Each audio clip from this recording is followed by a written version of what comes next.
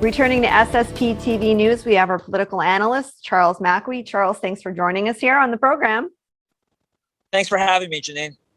We want to talk about the recent election. I know that you are an editor for Real Clear, and you recently wrote an article for City Journal about this election and the historical development that happened. And I call it the red wave that came through, the Republican rally that came through. And it didn't really matter how much money you spent, as I found. It was more if you were Democrat or you were Republican.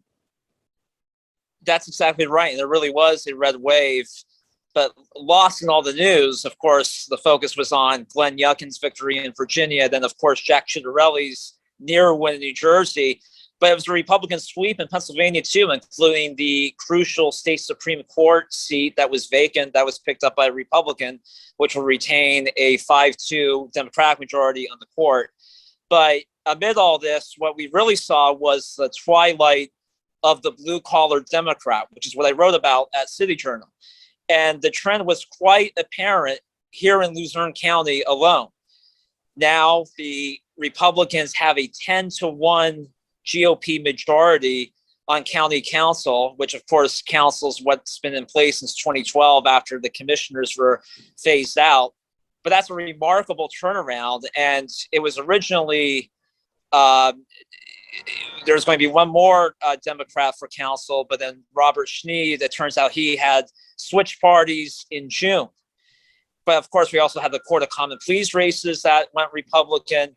And then following the election, a local elected official, Jim Montone, Hazel Township supervisor, switched his party affiliations to Republican, saying that that's not the party, the Democratic Party is no longer the party that he remembers. And this is a trend evident throughout the state.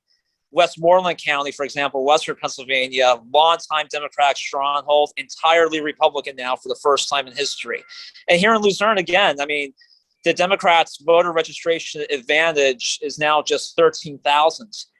In other words, it's on pace that in the next few years, we can see Luzerne County having a Republican majority, even among registered voters. And we haven't seen these trends since before Kennedy's presidency. It was really John F. Kennedy's election in 1960 that brought in those legions of principally Catholic voters who were inspired by Kennedy's election and the New Deal era, and they were committed to the Democratic Party. And that appears to be over, Janine. Is this concerning for President Biden as he goes into his second election? As to, is this a trend where we will see this this trend happen again through the presidency as more people are turning Republican, voting Republican, even if they're registered Democrat? We're seeing people come out and support the Republican Party, which I find amazing.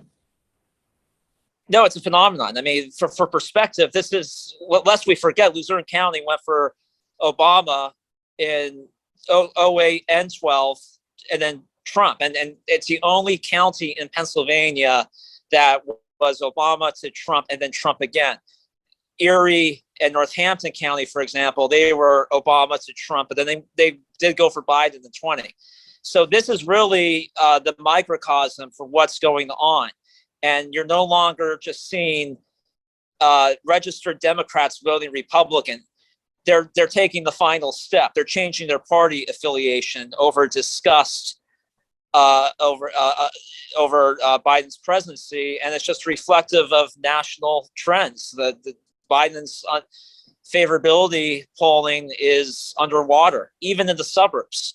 So this is a major problem for the president going into the midterms.